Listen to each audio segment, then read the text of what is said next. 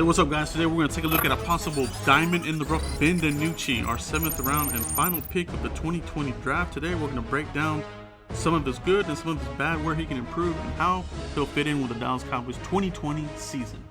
Right, let's go ahead and crack open this vault here. Let's take a closer look at Ben DiNucci's measurables. Here we go, guys. Okay, so he wasn't a NFL scouting combine invitee, but he did have his own pro day. He did run a 4.84 in the 40. That is an unofficial time, I believe. Comes in at 6'3", 211 pounds, out of James Madison University. All right, has a lot of accolades.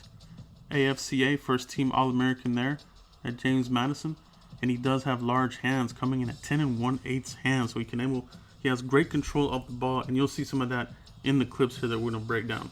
Okay, we're gonna take a look at one of Ben DiNucci's strengths, and that's the ability to roll out of trouble and hit his target down the field. Take a look at this play here, where he hits the wide receiver after getting chased out of the pocket.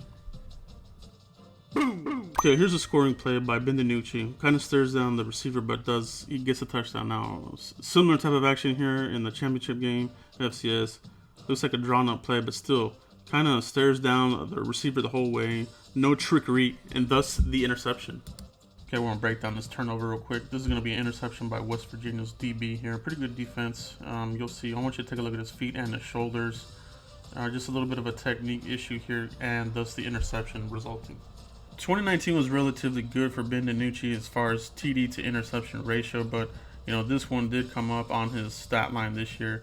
But the one that I don't really blame on him, ball could have been placed a little bit better, but the receiver did get his hands on it, but it was kind of jostled a little bit, not clean, and kind of ricocheted for an interception. The thing I like about Ben DiNucci's game, the ability to tuck and run. Okay, so in this play, you'll see the pressure kind of collapse the pocket. Receivers are covered pretty well. He makes the instant decision to go ahead and tuck and run with the ball, and getting a big first down out of this play. One of the common denominators with DiNucci, when he has the turnovers, it has a lot to do with his feet and shoulders and being technically sound. This is an area that new quarterbacks coach Doug Nussmeier is going to have to really, see if he can correct some of these issues with Ben DiNucci. All right, you'll see the turnover here as a result. Okay, this is going to be a running play by Ben DiNucci. He's going to run and tuck with the ball, and what you'll see is that speed, that 4.84 speed, and the field vision. He's able to navigate the defenders and get down the field and get every inch that he can in this play here. Here you'll see DiNucci hit his wide receiver here in a corner route, and just a beautiful throw. When he has time, he's going to dissect the defense, and that's something that you really have to like with DiNucci's play here. And I think he'll be successful behind this Cowboys offensive line. Here's another example of DiNucci's beautiful touch on the ball. This is a wheel route to his running back. Just hits him perfectly in stride and lets the running back do the rest of the work. Beautiful play here. Another example of DiNucci, when he has a lot of time running this play with play action, rolling out the pocket, he's able to hit his receiver with a beautiful play down the field. And look at this. Perfection. Here you're going to see a very little nuanced play by Ben DiNucci, where he's going to be running with the ball. He's going to do a little fake flicker to the running back in the flat there right next to him, and it really just distracts that linebacker just for a brief second right there. Then he gets him out of position and is able to convert. Beautiful play. All right, guys, so that's Ben DiNucci. We covered some of his bad, some of his good, where he can improve on, and that kind of thing. So the Cowboys are bringing in this quarterback as a developmental quarterback, and there's some ties there with McCarthy. Obviously, we've discussed that before. But for the Cowboys, they're going to give another swing at this. They haven't drafted that many quarterbacks in the NFL draft.